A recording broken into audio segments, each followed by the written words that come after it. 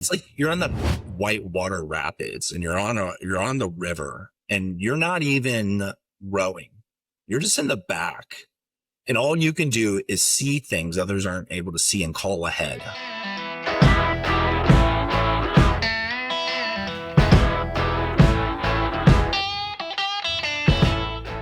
All right. Hey, Dan Rogers. Welcome to Tales from the Shift. How you doing? Doing great. Thanks for having me. Yeah, I'm glad to have you on. I'm really excited to hear everything about project management. I've personally was always attracted to it as a job, and then every time I've looked into doing it, I don't know, whatever. I ended up doing another career here and there, but it does on the surface sound like something I would enjoy. So I want to hear really the nitty gritty of it. Maybe it'll turn out that I actually hate it. I don't know. We'll see. So why don't you just tell us, giving us an overview of what is a project manager? What do you do? Yeah, and I think in some degree we all are project managers in our own lives without even meaning to do so. But there is a profession around it. It's in multiple industries. You might see it have a title in many industries. I did it within the tech industry. That's where I did it. But I was a technical project manager, or a TPM. This is a role that sits kind of between technology, the business, and people. The core idea of what a TPM does is it's about managing complex technical work that has to get delivered on a timeline, usually against a budget. And it's all about aligning people in the organization against some far off objective. So there's usually a big picture strategy, and somebody has to make sure that we're making progress towards that, and that there are steps, and that every single person knows what their role is and how they are contributing to that outcome. And it can mean managing external dependencies or stakeholders, lots of different roles. And it's really a problem solving job. It's about really coming in and trying to understand what the issue of the day is and communicating, so much communication, making trade-offs. So there's a lot of decision making involved, and just trying to make sure that we're moving forward and that everyone feels informed. If you're doing that, then yeah, when there's a project manager. There's too much information usually. So it sounds like you're dealing with a lot of different personalities. Oh, So could that have been maybe a challenge occasionally? Like, how do I talk to this person versus these others? yeah. There's an art to that, I think. And this is not something like if you go do a certification for project management, they'll talk about influencing and stuff like that. Cause you're not actually a decision maker. That if you would not want to be a project manager if you need control, because you don't have control. It's a lack of control, but you are a problem solver. You're solving the most important problems, but that means you're usually dealing with personality conflicts. And you can think about, well, the personality might be a developer on my team. I'm going to talk in terms of tech because that's what I worked in, but it could be a developer on the team. It could be an executive who has a strong personality, who has an agenda, but they're not clearly telling you their agenda and you don't know why they're acting or doing the thing they are the way they're doing it. Or it could be an external customer that you're trying to get a commitment from or keep happy. Or it could just be another person in the organization who is just kind of coming and asking for things randomly. Like you just never know, but it's a people focused job more than anything else. Okay. All right. So you originally did computer science programming, I assume. Why did you switch over to doing project management? Yeah, it happened naturally. So the reason I chose computer science was a mix of things. The first reason was because I really do love solving problems. And I love the idea that you could, kind of use logic and systems to build things.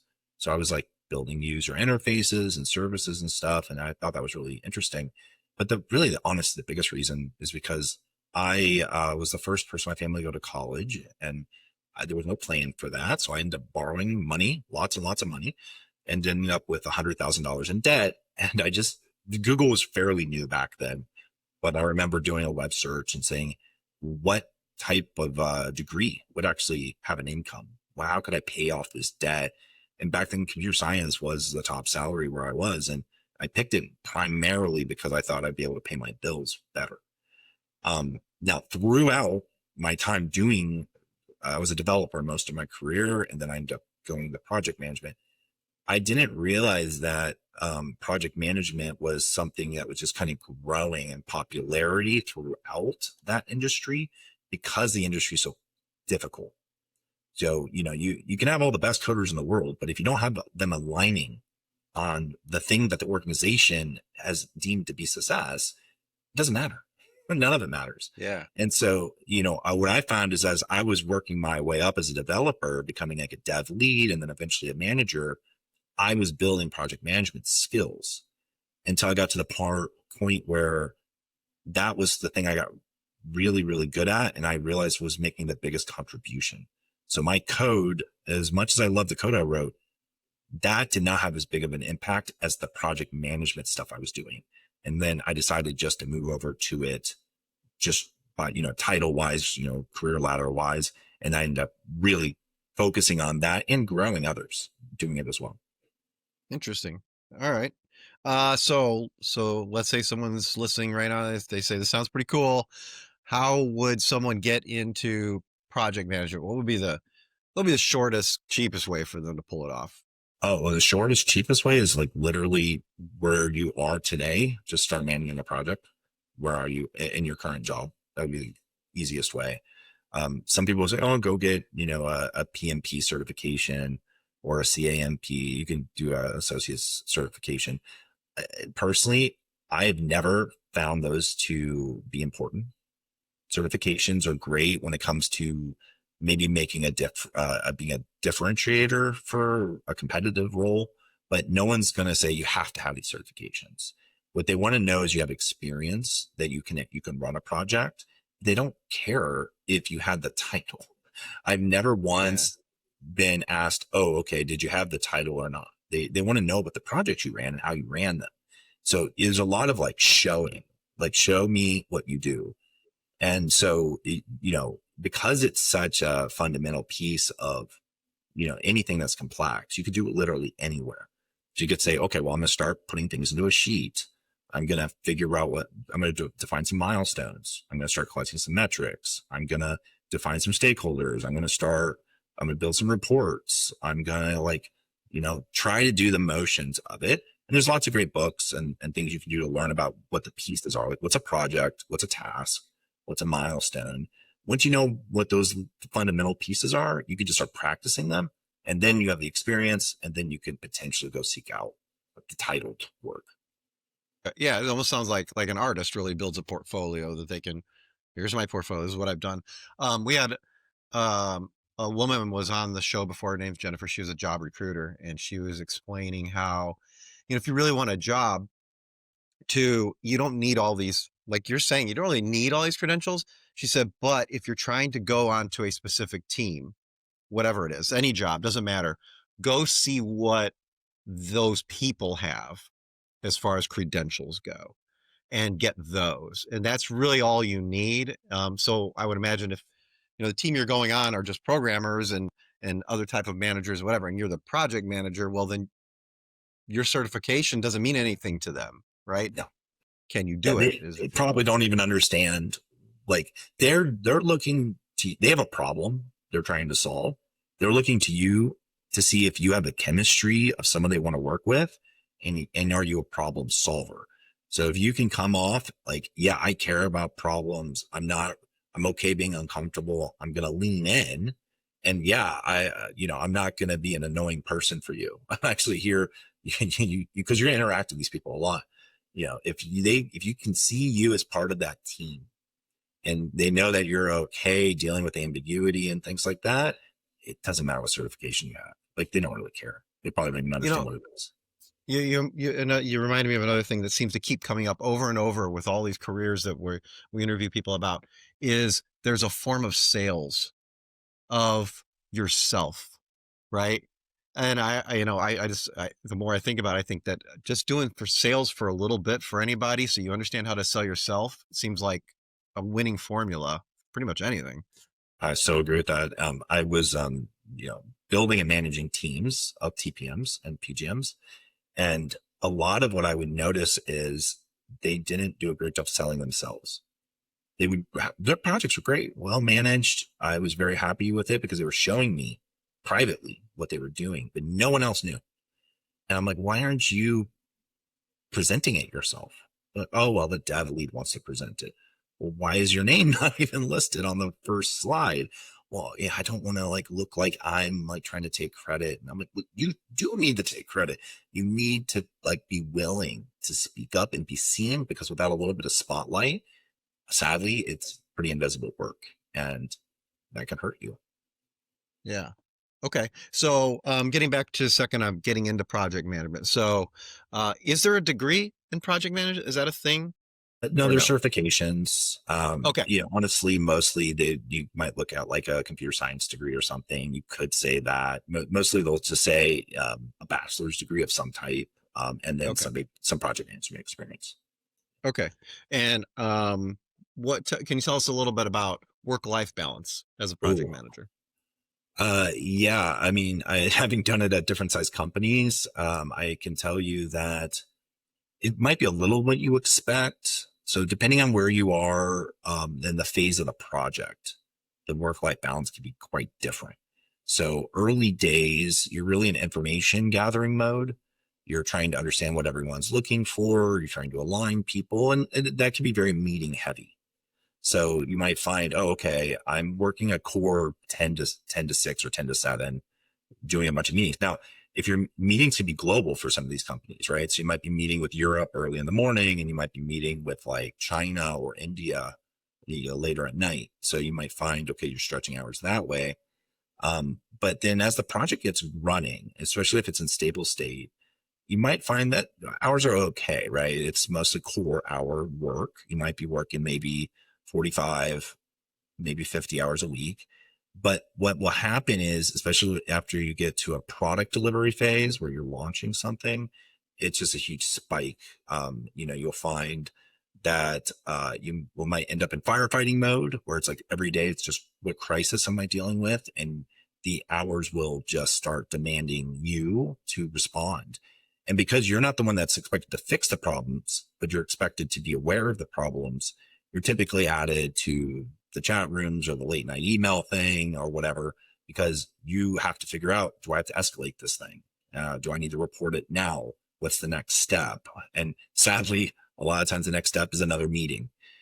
And so the work hours will kind of like, you know, conflate on themselves. And then, especially when you're in a crisis mode. So it spikes. But I would say generally steady state's probably around 45, 50 hours a week. Do you find that you can do any of the work remotely? Is that possible, or is it always? I did 3 years of full time remote with no problem at all. Now, I talked to some PGMs and TPMs who say, no, this is so people oriented. I can't build the credibility and trust unless I see them in the room. And so, because it's such a people oriented one, I can understand. But I haven't had that problem. I seem to have been okay establishing rapport with people remotely. And I think you can absolutely do the job remotely, because a lot of it is talk to somebody, just like you and I are talking right now, build the thing in a way that anyone can understand it, present that thing, and you can do that over a remote call, right? You can present remotely. And so much of it is remote. Even when you're in person, the client is not in your office with you. You're still doing a call with the client or your partners. Some of your developers could be another part of the country or another part of the world. So it's never 100% local. And so I find that honestly, during COVID, it all was forced to go remote. Google actually hasn't gone fully back in office. They kind of did. It's kind of hybrid. But some of the companies that force it, I find it's because leadership likes it more than the employees need it. And that's kind of just the truth of it. Yeah. Um, yeah. I think that a lot of places want to have control over people. Yep. That's a whole different subject. Okay. Yep. Pay. Let's talk about how much do project managers make? They can actually get paid pretty well. If you're starting out, and depends on the size of the industry, the company, industry, part of the country, all that stuff. But you probably expect your early career, like first couple of years minimum, probably around 80K starting out. A As you get through that, you might end up seeing upwards of 100, maybe 110,000.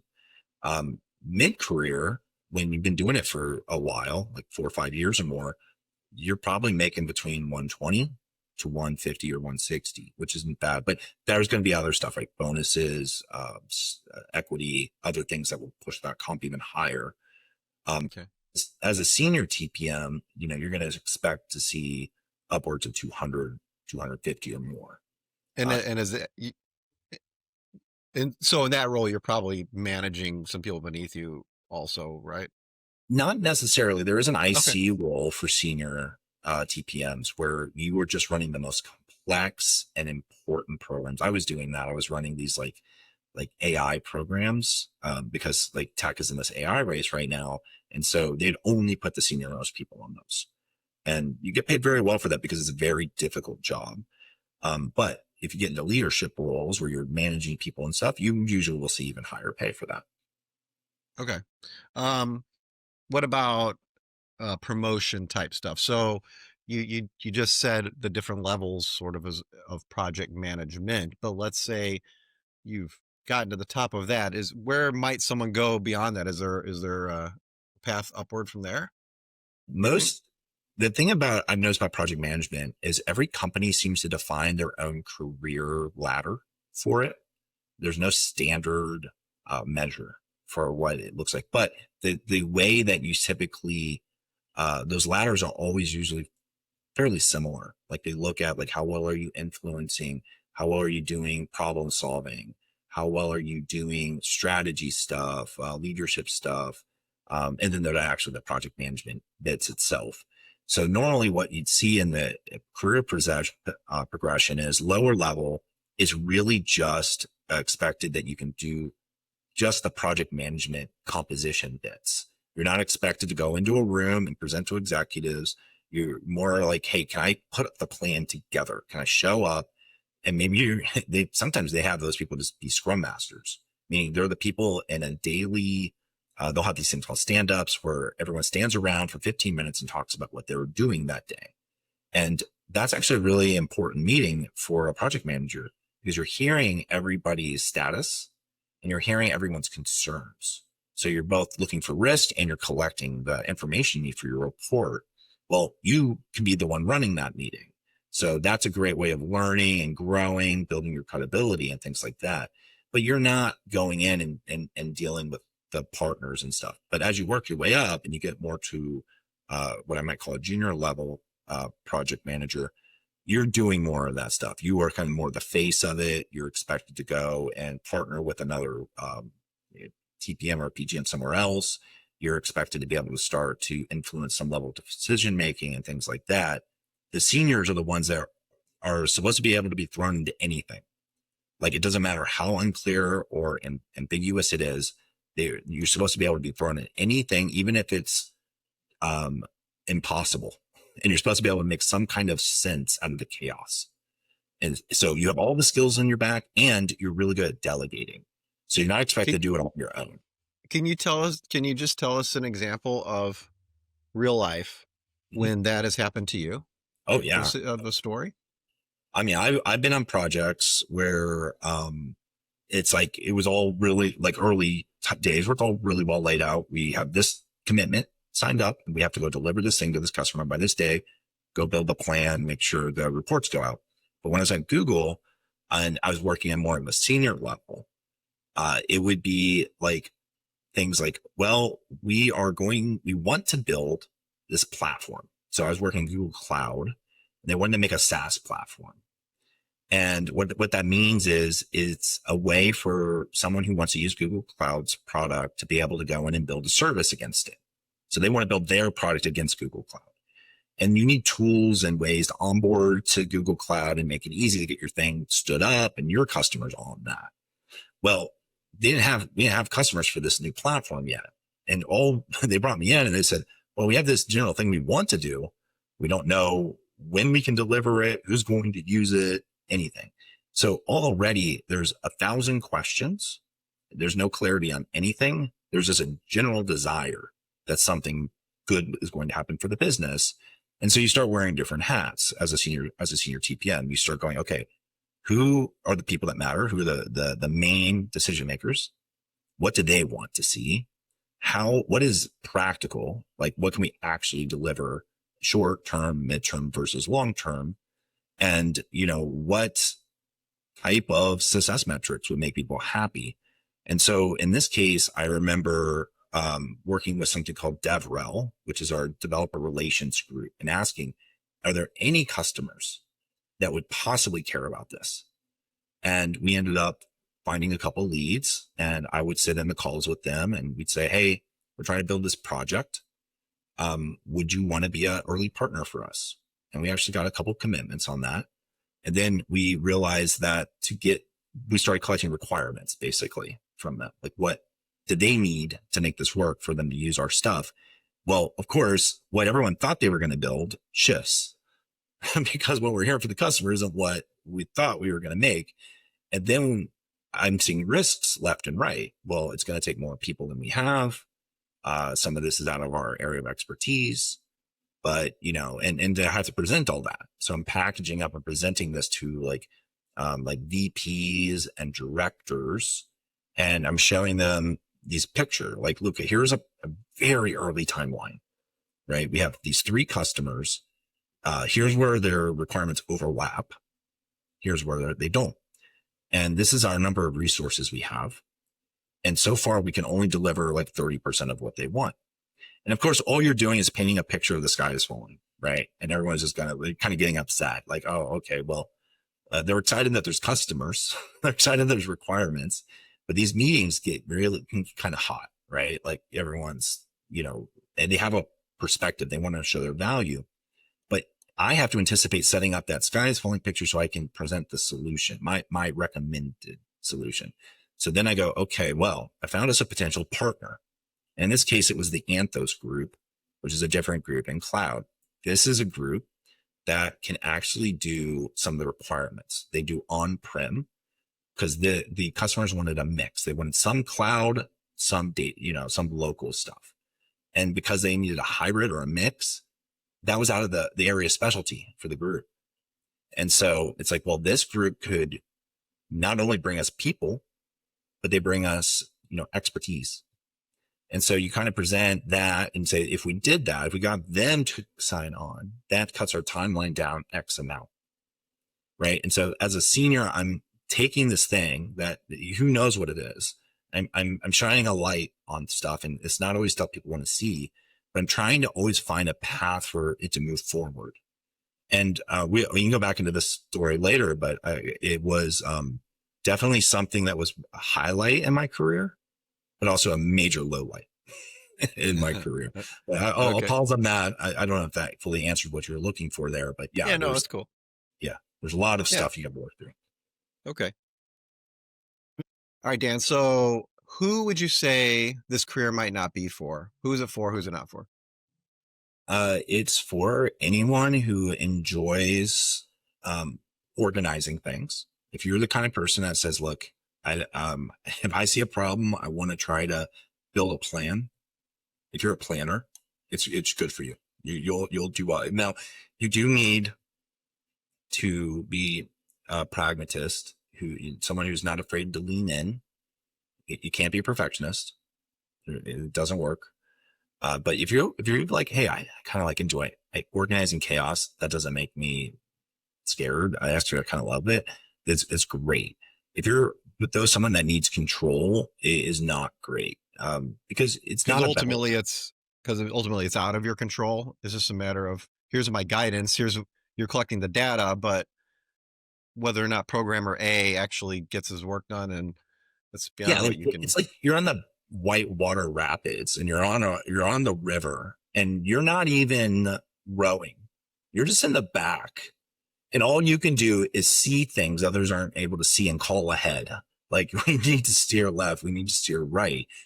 You can't control if anyone's going to do that. You see the things coming. You're trying to create recommendations to get to the end without, crashing, but you don't really have any control of anything there. All you can do is try to influence and hope that people are going to listen to you. And it can be frustrating. It can be a very frustrating job. Cool. Well, I tell you, you're absolutely just turning on my whole brain when you're talking about as you're describing this career as far as um, wanting to make spreadsheets or whatever. I mean, that's literally all I do. I mean, I'm Yeah, I know you are. You gotta be. We all oh are my in God, life. love it. Okay. All right. Well, if you could change anything about project management, what would you change? I would change the visibility factor. What I mean by that is people, when you have a project manager, what was the stat? There was a stat, oh, as a Google, it was something like um, with a project manager, I'm misremembering it probably. It was something like 66% more likely to succeed if you had a project manager, something like that. Like projects that have a project manager are more likely to succeed than ones that do not. And so it becomes a very coveted role when someone works with one through a whole cycle. And then if there's said, okay, well, you're going on to your next thing and there's no project manager, they always complain. Always. I've never yet in my career seen someone go, okay, that's cool. We're not going to need one. Once you experience it, you want one. Now, if you haven't had one, you're probably like, I don't think I need it. But the truth is, you're doing it.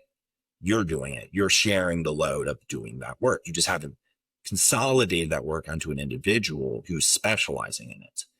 When you have someone do that, they have the time, the capacity to go in and put extra attention on things that usually you don't have time to go and put attention on.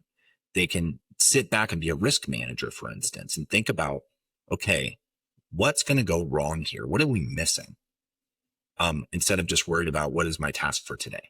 And when you're thinking that way, you're constantly mitigating. And when you're mitigating, you are having your plan Bs ready, your contingencies in place. And because it's all about adaptability, like there is no plan A that is the right plan ever. Even plan C, if that's the one that got you there, it's still not the right plan.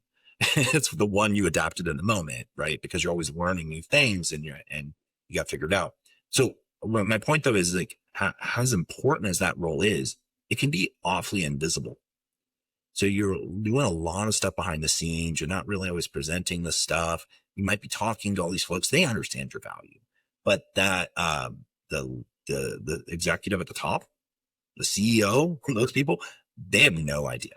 It doesn't, percolate up that high. And so when it comes to something like a layoff situation, they might go, okay, we got to get rid of some X of our workforce. We have this much budget we have to free up. Well, project managers, they actually get paid reasonably, right? Like I mentioned some of the salaries. It's a very easy cut to make for an Yeah. executive at the top who doesn't Yeah. understand what these people do. They don't even know who the person's name is. It's very tempting to just write that off. Well, if What would you these say people you are do workers, here? yeah, like what do you do here? I I don't know. talk to the programmers, you know, because they can't talk to the other, right? And it's amazing because I lived through this with because we've been in this like layoff period, this massive amount of layoffs have been on. I just lived through this. But if it could be more visible, and the best TPMs, by the way, they make it visible. I was always ensuring that I had a visible role in my projects. Like you would see me, you'd hear me. People would be like, wow, you're so extroverted. I'm actually not at all. But I understand it's important to be seen because if you're not seen, you're not heard, then, you're kind of out of sight and out of mind. And that's a danger. So if I could change one thing, I would make it visible that by default and that people understood the role and wanted to encourage those people to be visible because it's hard to make yourself visible. Yeah. Okay. All right. So, worst case, or sorry, let's say, what was the worst scenario, worst day you've ever had as a project manager? Maybe even the best day, if you want to talk about either one of those. Worst day. So I was talking earlier about that project where I was a senior coming in and we were trying to build a SaaS platform and it was going so well. Like we knew from having internal products that we were trying to bring on Google Cloud that it was too difficult to build on Google Cloud. It was taking more than a year, usually around a year and a half for a new service to get built. So we knew we needed to build this acceleration platform. And I was able to get that partnership with Anthos. Like we got that, and the customer commitments. And one of those customers completely signed on. It ended up being like a $4 million contract that I personally got credit for helping land. Now that's not normal. It's not normal that a TPM is getting credit for a sale. That's not normally what you see. So that was a really highlight for me. Like that was actually like, wow, I like promote this guy kind of thing. That's transformative. But it ended up kind of the worst things because we everything was green. I reported everything perfect. Everything's moving along. We're hitting milestones. The customers are really happy. I had a meeting with these customers and I had them in the room with my developers, all the developers together workshopping, and they loved it. They loved the idea that they're working directly with Google developers on something. It was really fun. And then Anthos, that organization we partnered with, had a reorganization, right? They had new leadership come in. And that new leader looked at the portfolio and said, this is very common with new leaders. They want it to be their agenda. This is how they shore up control. They look at whatever's there and they'll keep some of it, but a lot of it they want to get rid of to do whatever they think is their priority. And so they kill the project, they kill the partnership. And as the project lead, it didn't even come to me first. I heard about it through my director, which was strange. And so it was kind of delivered like, hey, no one did anything wrong here, but they're pulling the plug on this. And I was the project lead though. And so it was my job to go to all those customers, including that one that just signed that $4 million commitment with us, and tell them that we were pulling out. And as a project manager, like I'm not a salesperson. I don't manage relationships like that normally. Like I had to go in and deliver this terrible news, and morale it just tanked. Like everyone was getting really feeling great about what we were building. The clarity was there. The excitement was there. And then it was like overnight, it was just dead. And everyone was sitting around like, what do we do now? Like it was actually like that. Like we're like, is our jobs okay? Like this was it. We were putting all of our eggs in that basket. And as a project manager, I'm sitting around like, I don't even know what I'm supposed to do tomorrow. All those meetings aren't going to happen now. They're done. So I kind of sat there and went, okay, well, I put my heart and soul in this thing and it still failed. And there was no plan B for that one that I could have found. It was like, well, there's no other Anthos. Like, how do if they pull out, what do we do? And so it was just one of those things. It's like, no matter how good you are, how much effort you put in, things can still fail. You have to be okay with that. Wow. Okay. Any big mistakes you've ever made in this career that you'd want to reveal, or I don't know, anything embarrassing that's happened? Yeah, this one's a little hard, to be honest. I still kind of had nightmares about how this all went down. But when I was working at Microsoft, um, I was working in the Xbox group, and I had a new leadership group came in, and I was trying to pitch a project to them, and they just would not give me the time of day at all. I had a really bad manager at the time. She wasn't even a project manager. She had she had come from sales, PR, and like, well, anyone can do this stuff, right? And so she came in, and they moved us under her, and it was quite toxic actually. And anyways, I built up. I really care about gaming. I love the gaming industry. I was building this really amazing project plan to deliver parental controls and safety settings into the Xbox, to make it easier for parents and safer for kids and stuff. And I created this project I called Ohana, and I put together a big plan, and I couldn't even get it presented to this leadership group. They just would not. Uh, the manager was just kind of stonewalling. It would not, couldn't understand it herself, didn't want us to present it, was trying to take credit for other things that were going well, and was kind of blocking us in other areas. But an So they opportunity. Good. they didn't want parental controls, or what's the deal, yo? So she was not a Xbox person at all. And I was trying to present, I had done a bunch of user research, UXR work, and I was presenting why this was going to make a difference. But she just was like, I don't think I would want that. And I don't think our leadership wants to see this. So she was just not supportive. That seems like something very important in a device or in a piece of software. So it almost seems like that isn't even a decision at her level. Well, guess what? They eventually ended up doing this much later but I had called it out as a gap. Like this was a big issue. So Xbox is a pretty toxic community. There's a lot of I'd access all the data. There's a lot of profanity. There's a lot of bullying. There's a lot of issues, and some parents just don't want their kids on it, right? Because they don't feel like it's a safe place for them, and they're not wrong. And so, really wanted to find a way to make it easy, but I wanted to gamify it too. I wanted to make it so kids have some kind of time limits on their games so they could earn more time by allowing parents to set up ways for them to do chores and earn game time and stuff like that. So I had this like kind of idea coming out of user research. I was really proud of it, put together a great project plan. I had a researcher, a designer, and another PM all with me on it. They wanted to present it with me. Everyone was really excited. Well, the manager was not going to be supportive, made it very clear, but an opportunity popped up where a different part of the Xbox organization that worked more on the usability side kind of caught wind of it through one of these people that was working with me and asked if they could see it. And I was like, of course. I was like, oh my gosh, there's a chance here. So I presented it to this VP. That was really stupid of me. At the time, I was really excited about someone taking a look at this and that it could actually go somewhere. Well, what would that VP do? Of course, that VP would talk to his peers, which happened to be my VP. Well, my VP had never heard of this thing and was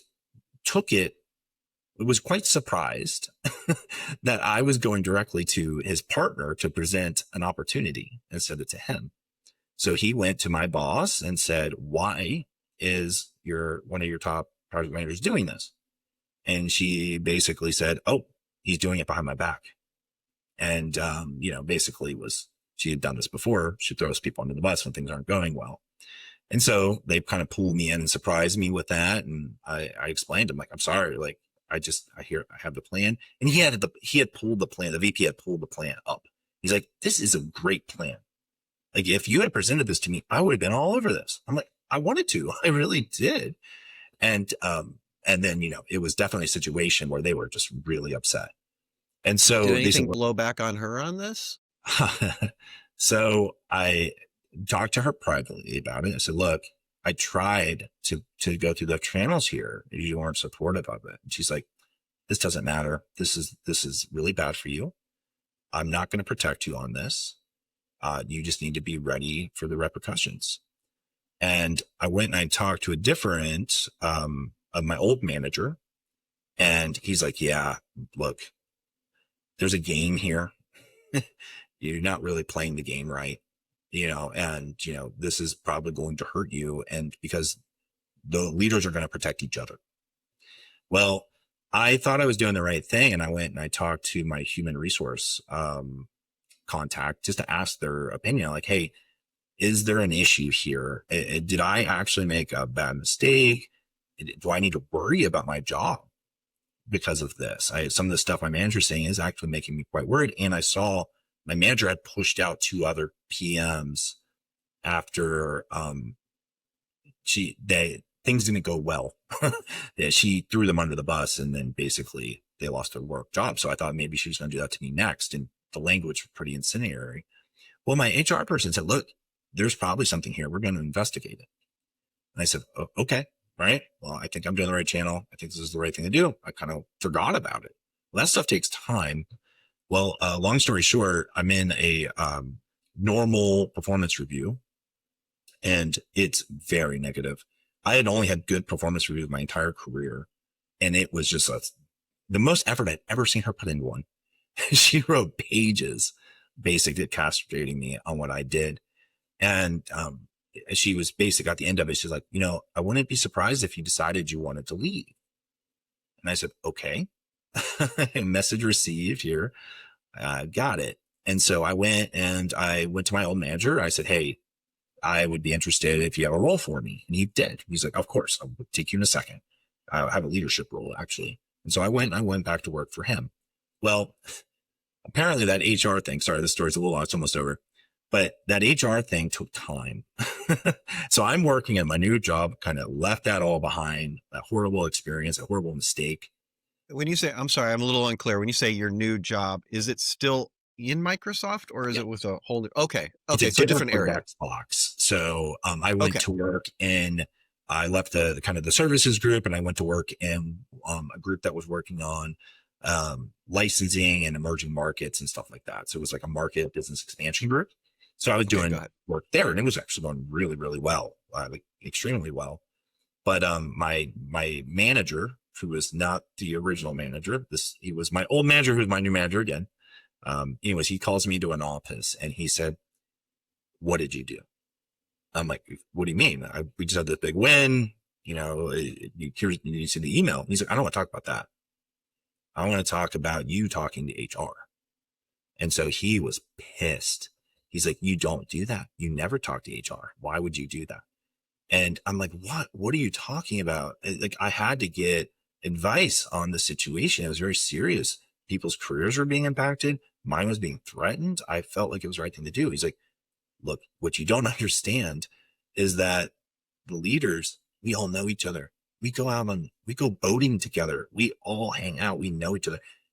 She, this was a big deal to her. It was investigated, and now everyone's going to protect her, and that means basically you have a scarlet letter on you, and I took you, and now you're my problem. So, and he was trying. I think thought he was being helpful, but it was actually very uh it felt very toxic and manipulative. Like you need to go in and you need to like play the game by these rules and kind of stuff. That was actually language he was using. And at that point, I was like, what is going on with this company? If this is like, if I keep working up and that's the kind of thing I'm expected to do, I don't want to work at this group. But anyways, it did start from my mistake. Like I should have been thoughtful about that opportunity that popped up and what would have been this next obvious consequence, which would clearly be that executive talking to another executive that would then make my leader lose face. So I was a younger PM at the time.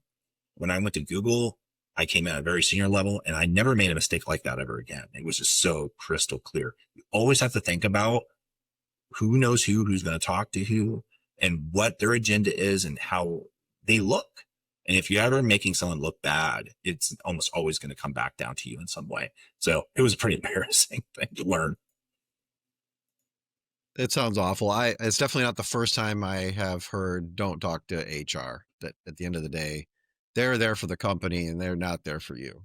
Yeah. Yeah. That's the way it felt. I remember on my exit interview. So when you leave a company, you're typically either marked as good or bad attrition. Like we want you to leave or we don't want you to leave. Luckily, I was considered bad attrition. They didn't want me to leave. I had a stellar career at Microsoft. So HR was talking to me in this exit interview and they're like, I asked them straight up, I'm like, should I not have brought this up? Like, I feel like that's my one bad mark. And they said, look, she'll always have that on her record that happened. But ultimately she,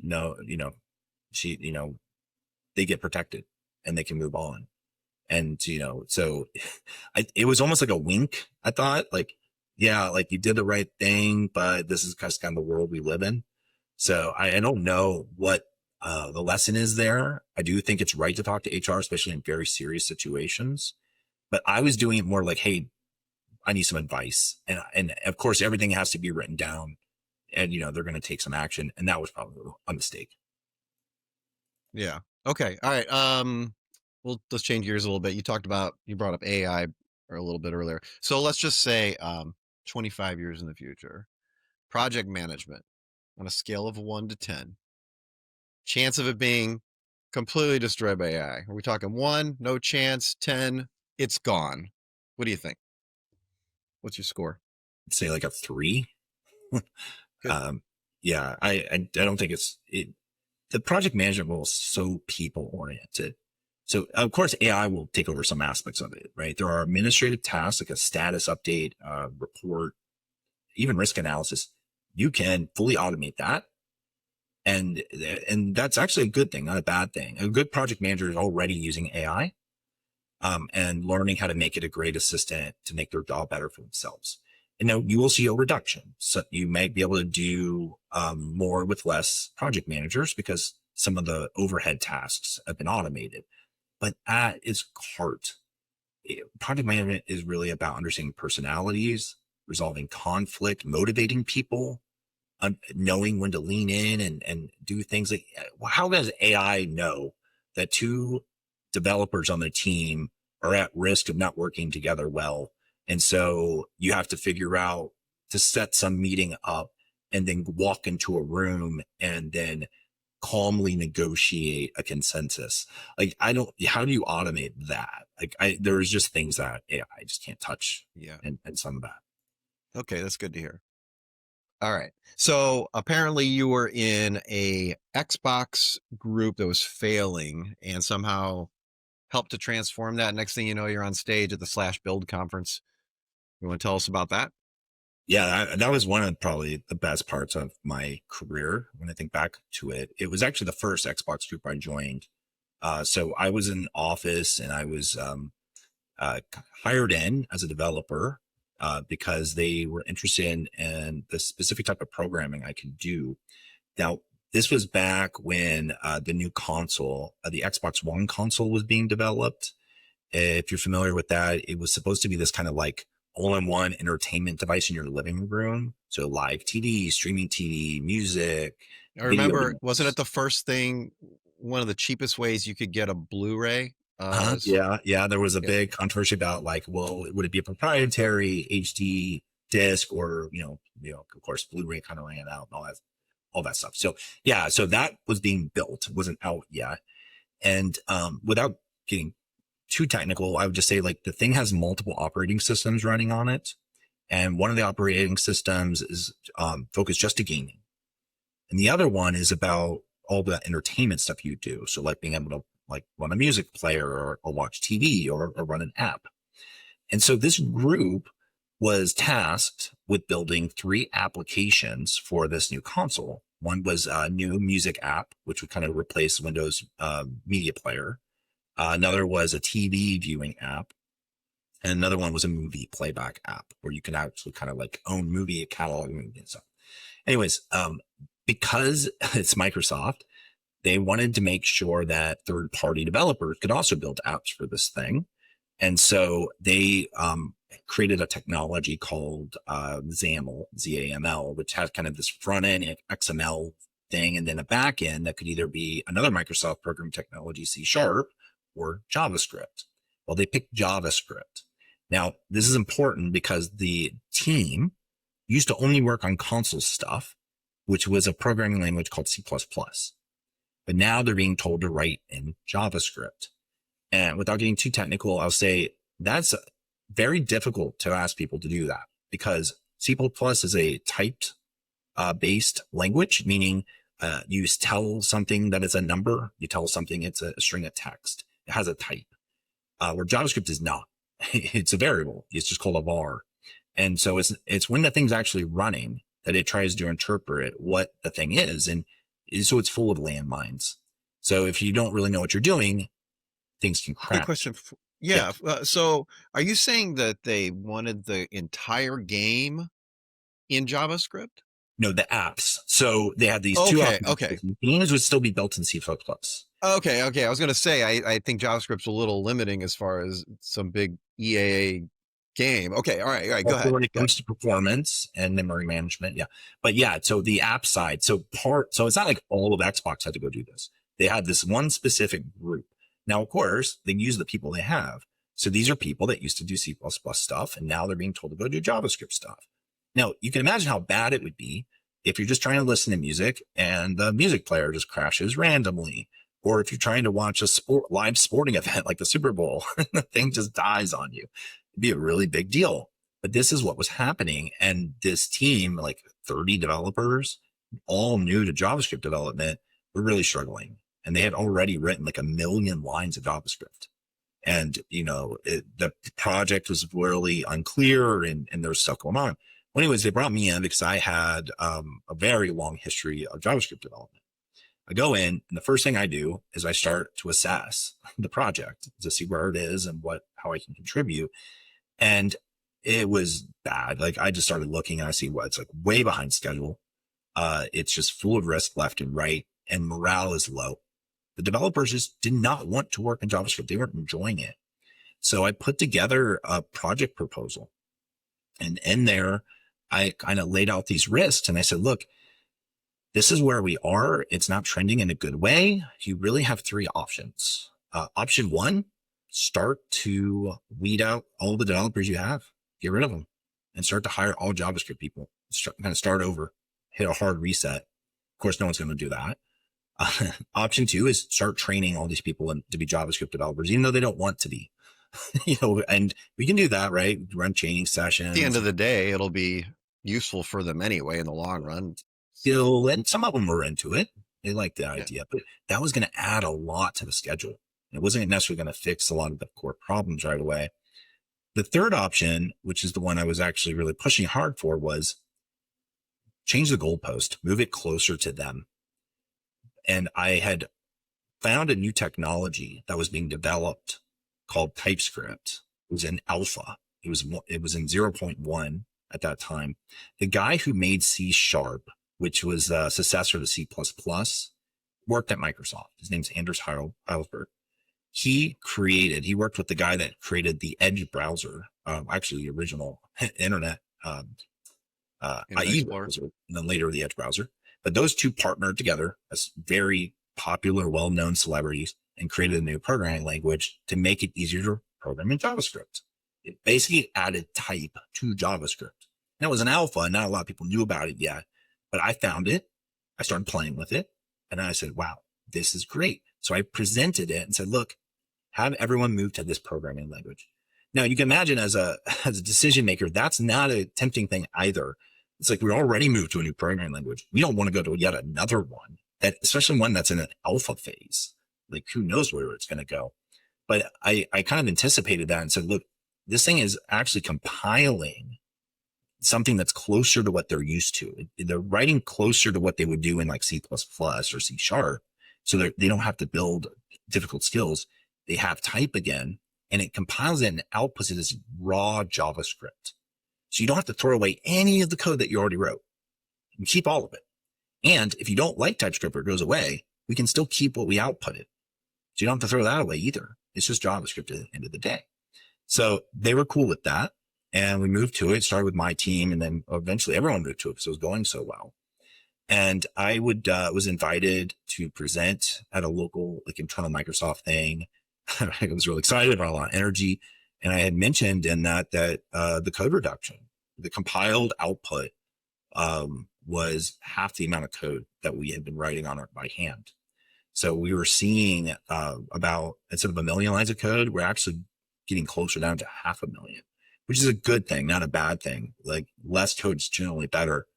And so this was great. Less tests, things are patching more often, developer velocity is going up. Well, long story short, I get invited to the Build conference, which is a huge conference that Microsoft hosts every year. It's one of the biggest developer conferences in the world, usually in San Francisco. They asked me to come and be on the stage during the keynote with Anders to talk about this transformation. And now, this was a big transformation. I mean, this entire Xbox group had fully adopted TypeScript. We were doing the newest version. We were providing feedback. I was their point of contact. It was going really, really well. Well, I have never presented at any forum like that before. And so I was flown out business class to stay at a nice hotel. And I'm like, I know they just want me to present just the way I did before. It shouldn't be any different, right? Well, I go to, I think it's the Marconi Center, and I'm walking around with Anders Heilsberg, who is an actual celebrity in the developer world. People know him. They're excited to meet him. And I'm with him the whole day. And everyone's assuming I'm somebody. not having any idea I'm nobody, just a random guy. But they all think of someone and they don't want to like offend me by not knowing who I am. So they're walking up and shaking my hand and asking me technical questions about things. And it was a real lot of fun. And we had lunch, a roundtable lunch. All these people wanted to sit with us and ask questions and stuff. And it was a lot of fun. Anyways, the event comes in and there was no dress rehearsal or practice for it. So I'm in the actual room and they said something right beforehand, like, okay, Anders is going to go up. He's going to do his little, his preamble, and then he'll call you up. And then you have, 3 minutes to go through your part. And so do your thing and then you can leave the stage. I said, okay, that sounds easy enough. They're like, and it's really exciting. We already have 8,000 people watching and we're expecting we might double that. I'm Oh like, my God. excuse me? That's a lot of people. And they're like, yeah, no, this is good. This is really good. So I, for the first time, started feeling nervous. I'm looking around this massive room, like just all these journalists and stuff are sitting there getting ready. And it was just like this blur. It's just like, I remember hearing my name. I remember running onto the stage. I barely remember what I said. I hope it made sense. I hope it was coherent. I do remember hitting some of the main points, like the million line code reduction, the performance stuff, the developer velocity stuff. I remember hitting some of those points, but did I miss things? Am I speaking too fast? Am I speaking too slow? Like, as an introvert being put into that, it was like being thrown into the deep end. But at the same time, it really did catapult me to this idea that really leaning into the social skills aspect of extroverted skills is necessary for a project manager because you never know what your success is going to bring you. And that was a great experience for me because when I had to go and talk at other conferences in the future, other things, I just realized that I could just slow down. I could try to just be as confident as possible and it's going to be okay because people don't really care as much as you think they do. They just really don't. So it was actually really neat. Very cool. All right. So, you've been at a small companies, in Ohio and then Microsoft and Google, all various sizes there. Is there a difference in the culture in those sizes, or you want to talk about that for a bit? Yeah, for sure. They all quite different. In Ohio, it wasn't really like a tech company, right? It was like I'd work at a heating and air conditioning company or a company that was making content manuals for things like jets and buses and staplers. One was making the flight information display systems you see in the airports. So because of that, everything was very personal. You had, it wasn't like really a project manager role or developer role. You just did all of it. You wear every hat. So I actually would write the software. I'd have to test the software. I'd even have to go and install the software sometimes. I'd actually get in the car. We'd take the software to the site. We'd install it and I'd see someone walk up and use it for the first time. And I would debug it and try to make sure it was still working. And so I was learning a lot back then about how a project manager has to be adaptable. And you have to be able to put yourself in lots of shoes and you have to constantly be looking for where the things are going to go wrong.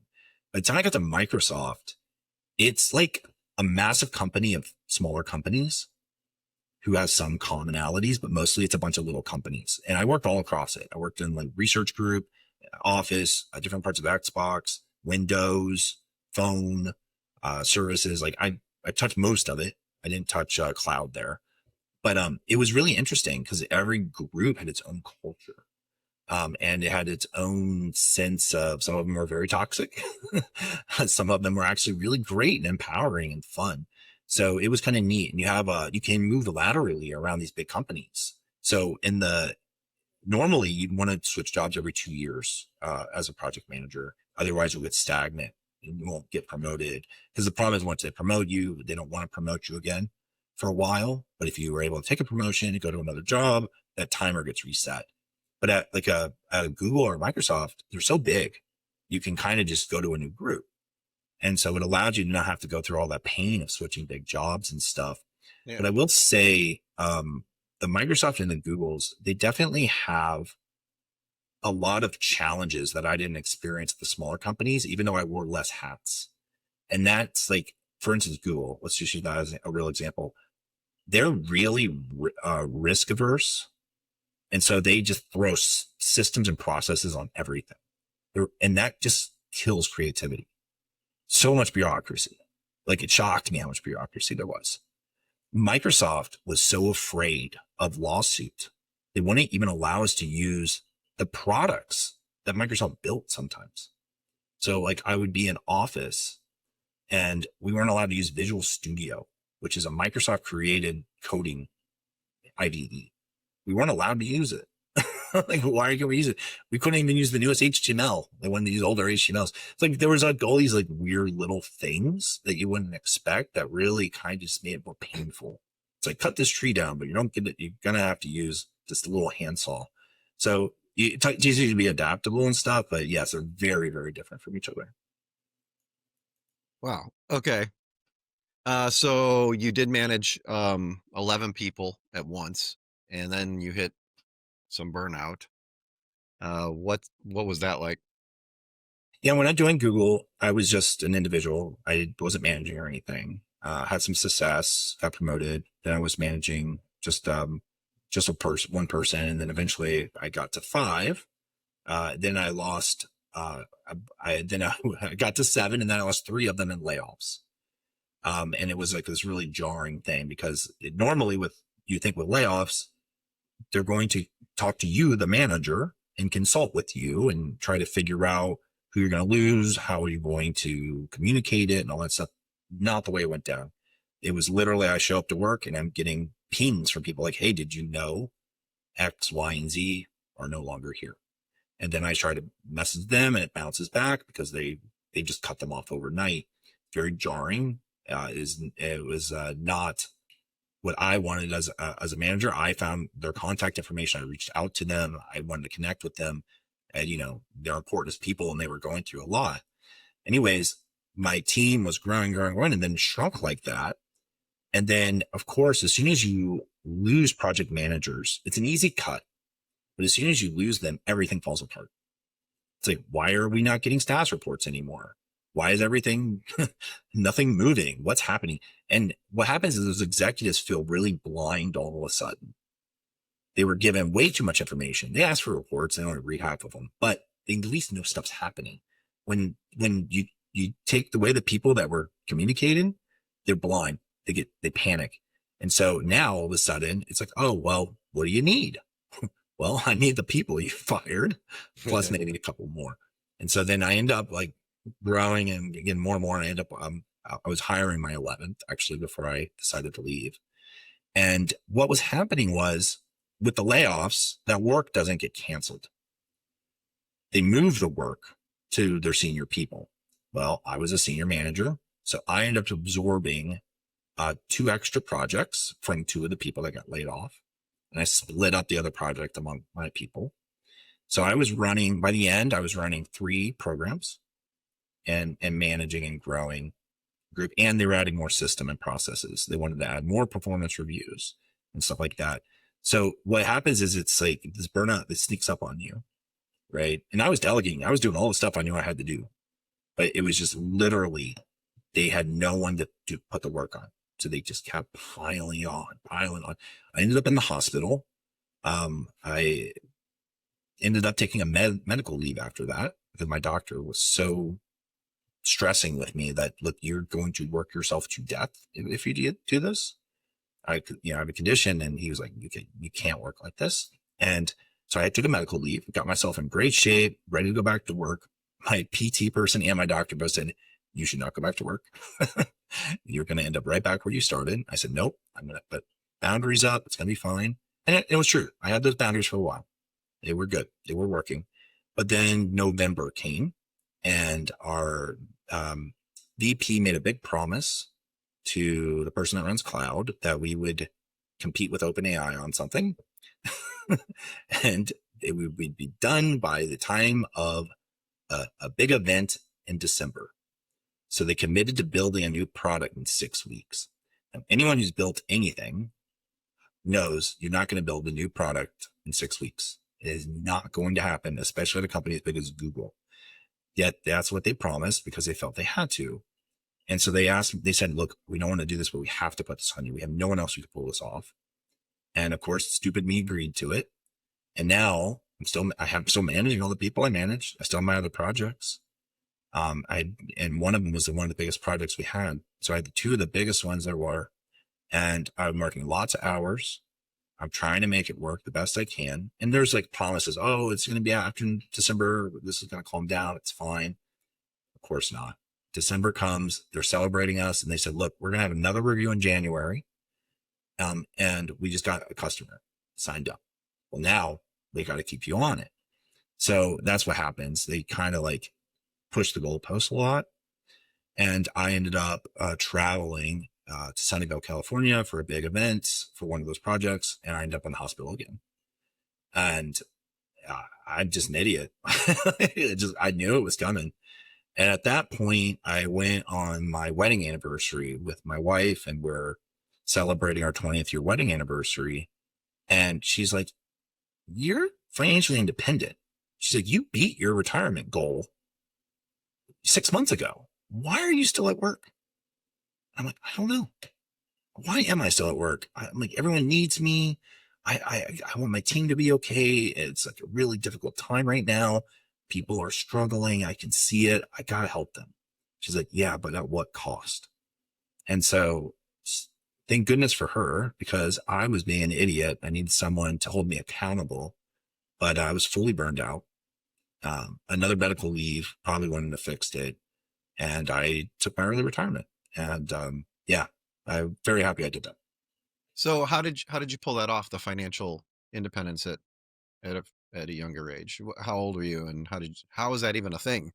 It was 43 when I did my retirement. I started that I mentioned when I was in college. I was taking all that debt on, and I knew it was going to be a lot of debt, and it really scared me. I'm like, wow, I did some math, and I said, wow, I'm going to be paying this off forever. Never going to get out of the debt. Cause I was getting newly married. We were trying to buy a house. It's like all these things. So I wanted to get organized. And so I put together a project plan back then where I just lined up some milestones. I'm like, okay, if we're going to buy a house, I want to have a plan to get the mortgage paid down at this timetable. I want to make sure we get debt free on credit cards. I want to make sure we have a budget.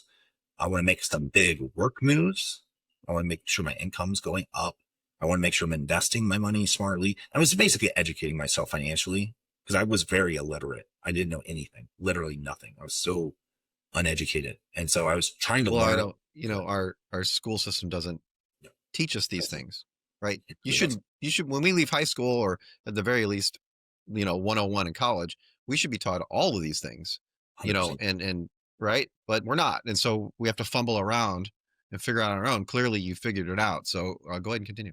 Yeah, no, I mean, these are expensive mistakes. They really suck. And it's like, well, why didn't anyone tell me that? And plus, like, you think about your journey into your financial life starts when you're a teenager. You might go to higher education, you might not, you might go right into the workforce. Usually our first experience is borrowing. I mean, we have a negative net worth when we start the journey. We don't really teach people, well, this is what you're going to do to make sure that you have a happy outcome. Like, how do you ensure that someone can have a retirement, especially when you live in a world where pensions aren't really a guarantee anymore? It's not like you could be loyal to a company and they're going to take care of you. So, these are hard lessons to learn in life.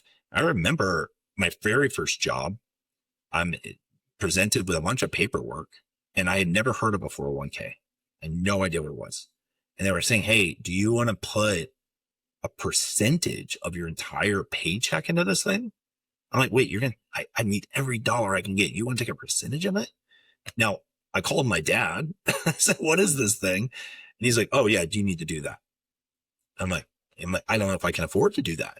He's like, you need to do it. You got to figure it out. Yeah, Matching. And you got to at least do the matching, right? Yeah, that's what he said. He's like, what is your match? And I said, it was 4%. He's like, do the 4%, and whatever you have left, you'll make it work. It was good advice. And I really did. It's actually really amazing how you can do that to yourself. What's in your paycheck at the end of the day is what you'll spend. if you can automatically, like you have automatic deductions all the time, right?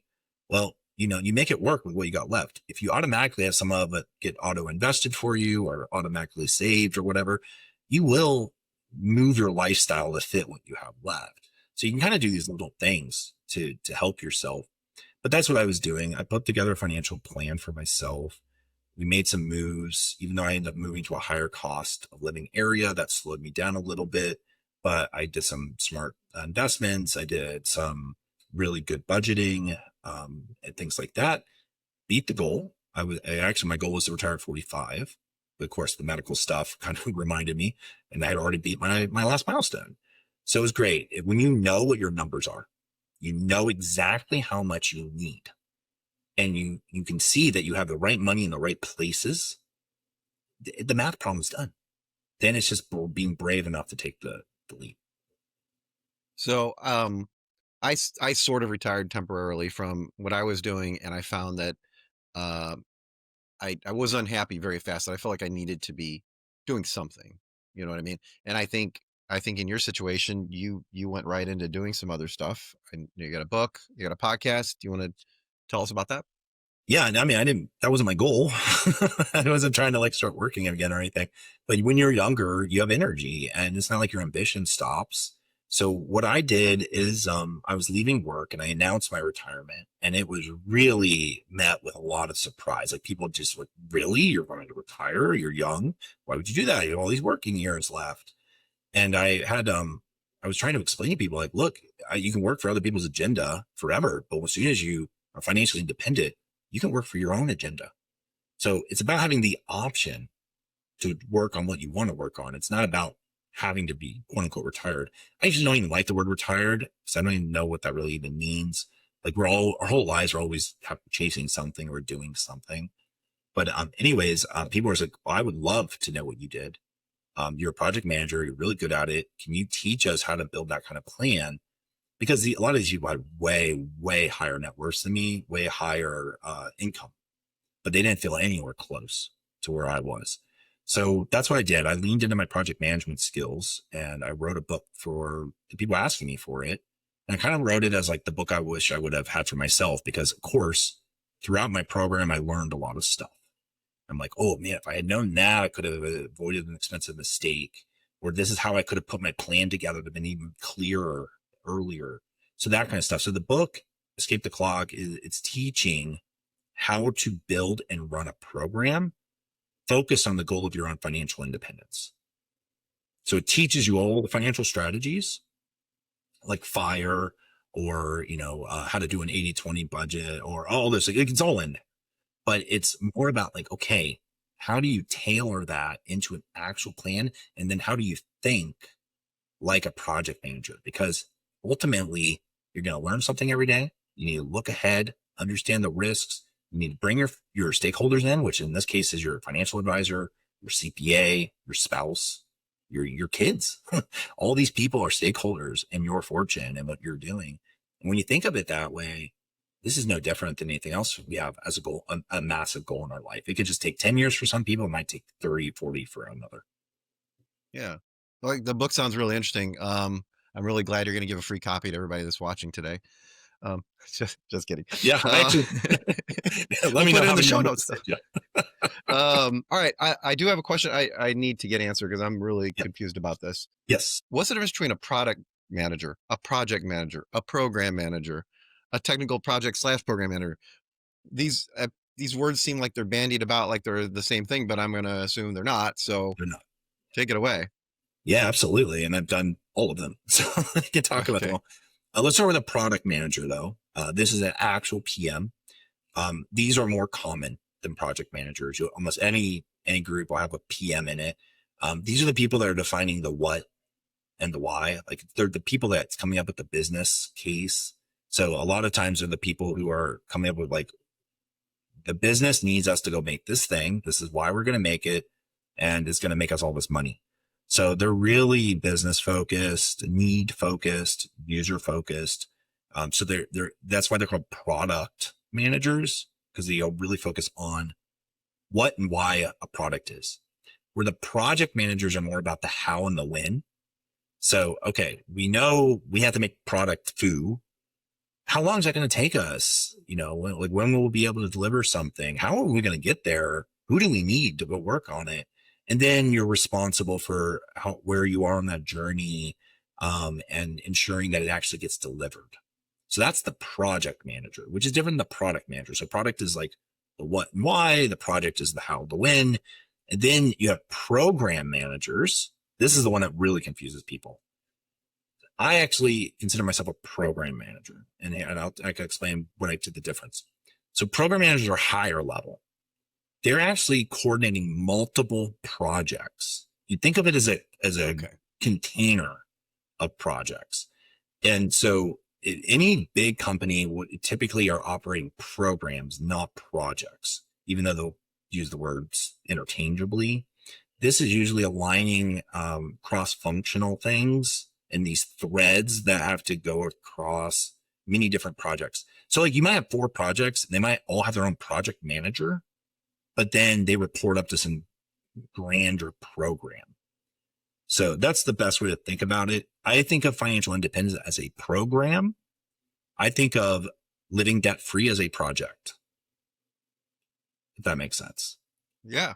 Yeah, it makes sense. And Well, so thanks for technical clarifying. project manager or technical program manager, they just blend a depth of technical expertise and delivery into it. They can understand an engineering system, an architecture. They can talk to an engineer, but most importantly, they can translate something technical to a non-technical person. That's what makes TPM so valuable, and that's why they get paid more. All right. The movie Office Space. Is that a documentary? A little bit, yeah. I mean, I love that movie. I will feel like I'm living in it sometimes. In particular, some of the emails and messages, like the way people send emails. Like I've seen passive aggressive emails. I've seen I've seen ones where it's like boss dodging, where the boss is going to ask you to come in to work the weekends. Like, oh, okay. If I don't log on to Slack right now, I can't get pinged, and therefore my manager might not put the work on me. Yeah. Yeah, that kind of thing. That's real. Endless meetings. But let me give you the best tie, I think, which is I didn't expect to happen. So in the movie, he starts becoming successful when he stops trying, right? And as soon as I stopped working, like I quit my job, I do find that life has become a lot easier. Like success has just started to flow. I'm in a flow state all the time. I was never going to do podcasting or write books or anything. It just naturally happened. It feels like that success has just been something because I'm happy, and I feel that purpose. Or at work, it's not really your agenda, right? You're kind of like doing your best and providing value, but whatever intrinsic drive you have, it's your normal intrinsic drive being retapped towards that thing. So I do think there's a lot of truth. And how Yeah. and people reward it. Like when they see that you're comfortable and relaxed and kind of chill, they Yeah. kind of do like reward that. And I do Yeah. think that was a very natural thing I saw happening with that guy in that movie. So Yeah. Right. Okay. Last question. What is a secret that most people do not know about project management? I would say that project management isn't really about managing projects, which might sound weird. It's more about managing uncertainty. So what I mean by that is your job is to keep things on track. Anyone can put a spreadsheet together. May not be a good spreadsheet, but anyone can do that. But what you do with that spreadsheet is what sets you apart. So if you're able to look at that thing and say, I can take an insight from this and I can get us closer to the outcome because I see an unknown here, risk there, or a really encouraging signal there, whatever it is. That's the real secret to it. That's what you're really doing. Goals are shifting all the time. Data is always changing. There's always chaos all the time. If you show up and just react to stuff all the time, you're not really doing anything. You have to try to direct it. So in a way, the best project managers, they're just pragmatists. That's all they are. They're like, what is the minimal thing? What is good enough? How do I know it's good enough? There's no perfectionism in this. There's no room for it. Yeah, that's what I'd say. All right. Well, Dan, I appreciate you coming on. We certainly learned a lot about project slash program slash product slash technical project management. And who knows, maybe someone's going to go down this career path now when they weren't going to go before. Or maybe they won't go down the career path now that you've told us about it. We'll see. Yeah, who knows? All I know is like you're probably already doing a little bit of it. Being an expert at it is only a good thing, even if you don't have that title. And we can make everything easier in our lives. Your health goal can be ran a good project. Your finances, your relationships. You can, I mean, don't run a scrum meeting with your significant other. They won't like that. But you can think about the outcomes you want, and these skills are very useful. I have my wife do a stand-up meeting in the kitchen each morning, and I'm sure you're very popular. All right, man. The book is Escape the Clock. Dan, the project manager, appreciate you coming on. Thank you, Shane. It was a lot of fun. Appreciate it.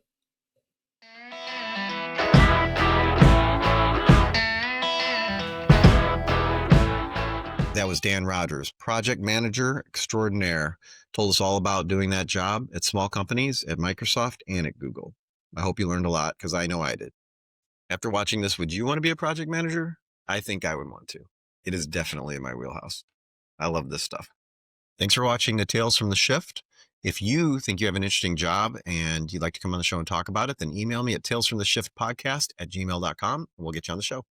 If you enjoyed this content, please give us a thumbs up, a like, a subscribe, leave a comment down below. We appreciate all of that. And again, my name is Shane Peterson. This is Tales from the Shift, and we'll talk to you later.